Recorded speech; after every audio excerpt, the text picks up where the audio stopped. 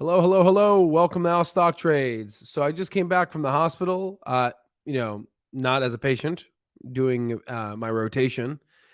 So you could see the N95 mask all around me here, literally just kind of right on. I wanted to talk to you guys and kind of share with you an experience that I've been having, but it was so um, strong today. An experience that I want to share with you guys. So, you know, we normally talk about stocks and intrinsic value, and I just wanted to kind of give you guys, you guys spend a lot of time listening to your precious time on our analysis. But I feel like sometimes it's always important to just kind of give you a little bit about my human experience in medicine, just to you guys to get a little bit to know a little bit more about me. So I today switched teams and I was on the South Campus at the University Medical Center for South Side. So it's the South Campus, and the South Side of Tucson, Arizona, is a little different than the main campus. That in that region, there's a lot more poverty, and the patient population that we see in that area, just needs all the help they can. And if you guys know my story, I came from a humble beginning. So, I'm sitting around with a group of doctors, smart physicians, very smart, highly intellectual. And I'm in my mind, I'm like, Albert Einstein said something. He said that, by the way, how you doing, Rudy? Hello, hello. Albert Einstein said something. He said, if you do the same thing over and over again, it's literally like it's no different than, it's pure insanity pretty much, right? So, we get a lot of homeless patients and we do the same thing over again. They come and we tell them this is, we try to fix them up, give them the health care that they need. That's evidence-based guidelines. And then what's interesting is we go in and then we tell them, here's a sheet of paper, follow the sheet of paper, and just go ahead and and there you go, right? And we don't assist in the process of discharging them and helping them with their needs in terms of like finding them a shelter for the homeless to live. And I don't know like what your guys' beliefs are, Christian, Muslim, Judaism. If we just take all that together, we know deep down in our hearts, that's not right, right? What ends up happening is these folks, they get discharged and then they come back. Oh, no, go. So my doggy. They come back and they keep coming back. And that just continues coming back. We all know hospital stays are more expensive than, giving them shelter, right? And it's really been getting very sad. I just talked to someone, she's like like adopted mom of mine. And yeah, it's I started from the bottom, and I started like literally from the bottom, guys, right? And a lot of you in the mastering, you guys know my story. If not, it's on alstocktrades.com. You can see a little blip of it.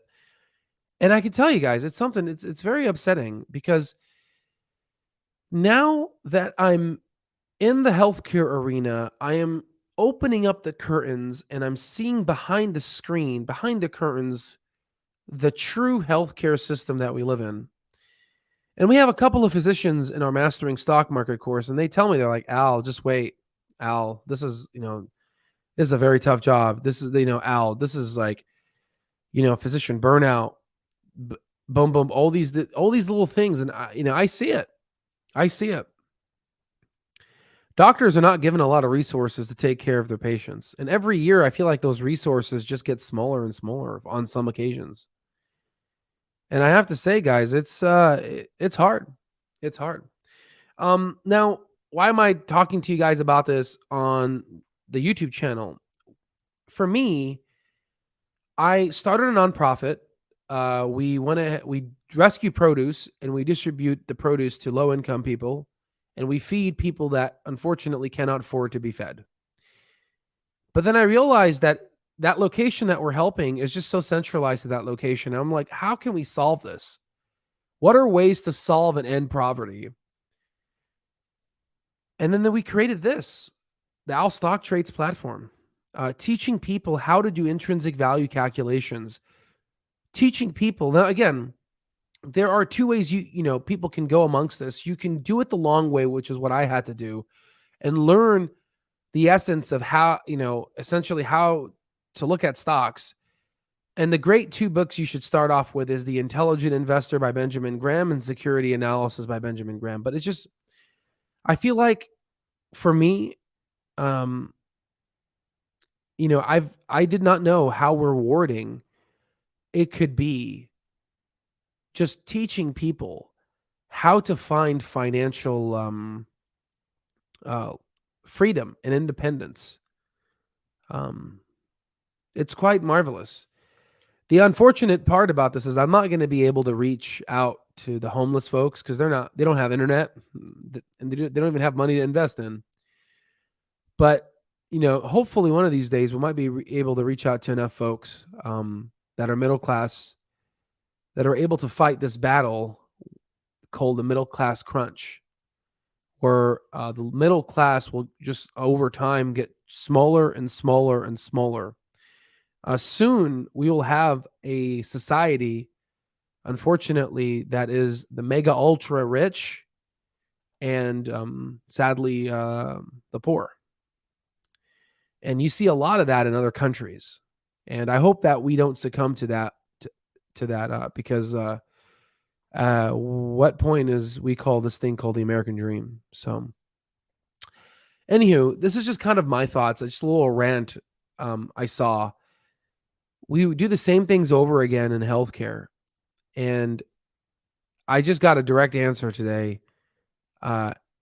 from my adopted mom. And she told me, she said, it's about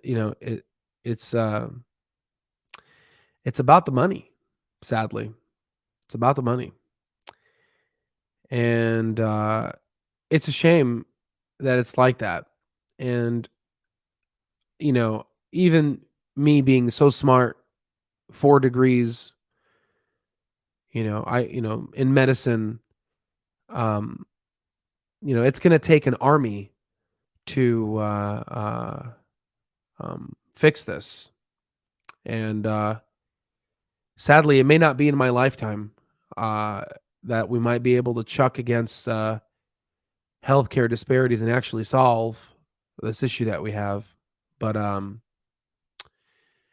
it's definitely a problem. The best thing that I can do to kind of be sane in the whole process is to teach people this gift called value investing, and also learning technical analysis and just bringing the secrets of Wall Street and all the secrets that these hedge funds have been using, smart money versus dumb money, all these privileged pieces of information, and bring it to retail investors. That's the only thing that makes sense in my mind. I mean, what else am I going to do? How am I going to help? Yes, I can take care of a patient one by one. I am going to do that from the bottom, and then expand our reach. And maybe hopefully there's an 18-year-old out there somewhere, a 16-year-old that was in my shoes, that was literally homeless. And maybe they could learn about this and learn that there is a future. And hopefully they don't fall into the social determinants of health trap, where your zip code will be a predictor or literally prognostic to how long you will live. We can predict your life expectancy based on where you live, your educational level. And this is something that is un-American. But yet again, it's here. So anywho, just a little thing that because I give you guys a lot of stock market and illness information, all that. I want to share with you this piece of my life. Just something that I'm growing up and learning in the medical field. It's as you said it here, yeah, it's a crap medical system we have. Sure is. Definitely that too as well. Um, yeah, it's definitely a medical system that needs help. But you know what though? I'm you know if we never so just to end on a positive note, if we don't fight, if we just give up, then well, that won't be no fun, right? Freedom is not free. Uh, Free healthcare is not free. Um, you know, to all my African American and Black brother and sisters out there that are listening, and to all the people that are not Black that don't understand the history. If Rosa Parks, Martin Luther King, if they never fought for freedom, if they never stood up against injustice, then we would be living in a different world right now.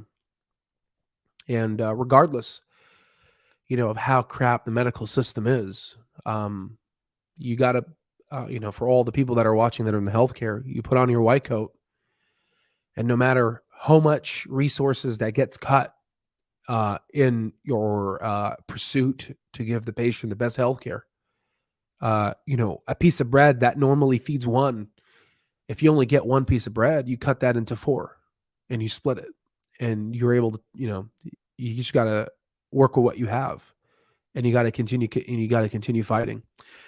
It's hard, guys. In the medicine world, it's tough. It's tough, and you just have to keep fighting. You have to keep fighting.